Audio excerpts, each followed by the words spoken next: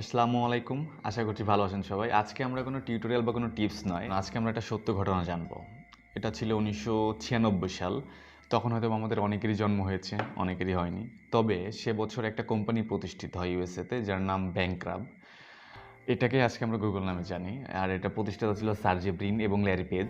তারা ছিল ক্যালিফোর্নিয়ার স্ট্যামফোর্ড ইউনিভার্সিটির স্টুডেন্ট। তো ব্যাংক্রাফটটাকে আমরা একটা সার্চ ইঞ্জিনও বলতে পারি, তবে প্রতিষ্ঠা ২ বছর পরে অর্থাৎ ১৯৯৮ সালে সার্জে ব্রিন এবং ল্যারি পেজ সিদ্ধান্ত নেয় যে তারা এই কোম্পানিটাকে ওয়ার্ল্ড ওয়াইড লঞ্চ করবে। তো তারা ঠিক করে একটা নতুন নাম দিয়ে সেটাকে লঞ্চ করবে। তো নামটা সার্জে ব্রিন ঠিক করে, সে সাজেস্ট করে যে কোম্পানির নামটা হবে গুগল।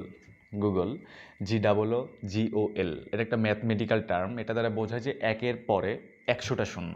অর্থাৎ আমি যদি বাংলাতে বলি তাহলে একের পরে ৩টা শূন্য দিলে ১,০০০, ৫টা দিলে ১,০০,০০০, ৭টা দিলে ১,০০,০০,০০০। এরকমভাবে আমি যদি একের পরে ১০০টা শূন্য দিই, তখন যে সংখ্যাটা দাঁড়াবে সেটা হচ্ছে গিয়ে ওয়ান গুগল। তারা হয়তো স্বপ্ন দেখেছিল যে বিশাল বড় একটা কোম্পানি হবে যেটার মূল্যই হবে এক গুগল।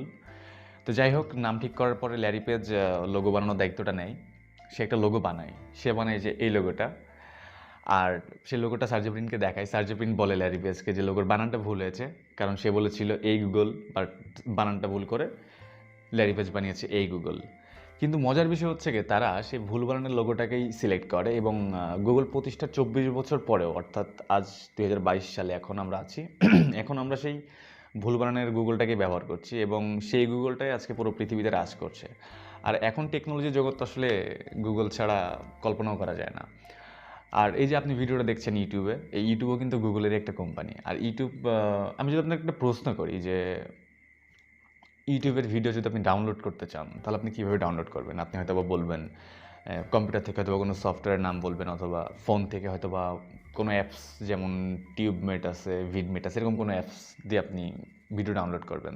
তবে এটা একটা ভুল সিদ্ধান্ত, কারণ এসব থার্ড পার্টি অ্যাপস বা সফটওয়্যার এগুলো আপনার ফোনের জন্য খুব একটা ভালো না। আপনি কিন্তু ইচ্ছা করলে আপনি ইউটিউবের থেকেই ইউটিউব থেকেই আপনার ভিডিওটা মেমোরি কার্ডে ডাউনলোড করতে পারেন। ইউটিউবের যে ডিফল্ট যে ডাউনলোড অপশনটা থাকে সেটা কিন্তু মেমোরি কার্ডে যায় না, বাট আপনি ইচ্ছা করলে ২-৩টা ক্লিক করে আপনি ইউটিউব থেকে সরাসরি মেমোরি কার্ডে ভিডিও নিতে পারেন। এই সম্পর্কে আমার একটা ভিডিও আছে, ভিডিও লিঙ্কটা আমি ডেসক্রিপশনে দিয়ে দিব, সেটা দেখে নিতে পারেন। আর তথ্য প্রযুক্তি কিংবা ফ্রিল্যান্সিং বিষয়ক এরকম তথ্যবহুল ভিডিও বা টিউটোরিয়াল পেতে চ্যানেলটাকে অবশ্যই সাবস্ক্রাইব করবেন। আর হ্যাঁ, ভিডিও ভালো লাগলে লাইক করবেন এবং যদি কোনো প্রশ্ন, মতামত বা জিজ্ঞাসা থাকে অবশ্যই কমেন্টস করবেন।